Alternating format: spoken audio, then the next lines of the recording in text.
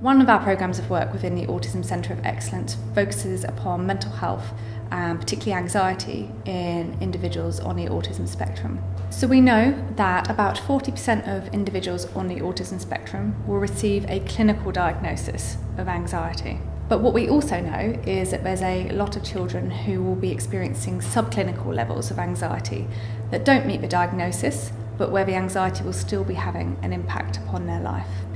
So one of the projects I'm really passionate about at the moment is combining what I call top-down and bottom-up data. So by this I mean we've given parents standardised questionnaires and a checklist of anxiety symptoms and asked them to say how often their children show those symptoms. So this is kind of top-down. So we give the symptoms and then they tell us how often their children show that. But the really exciting data we've been collecting is what I would call bottom-up data. So that's where we say to the parents, just tell us what anxiety looks like in your child. Now what's becoming really exciting about this research is actually because we've been so overwhelmed by the information we've got from the data, we're extending this work to do the same approach with teachers and individuals on the autism spectrum.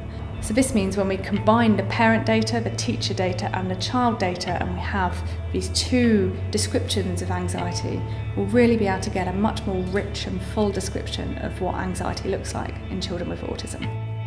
The next project we're working on is to develop an anxiety profiling system so we can describe a child's anxiety signature. We call it a signature because it might be individual for each child on the autism spectrum.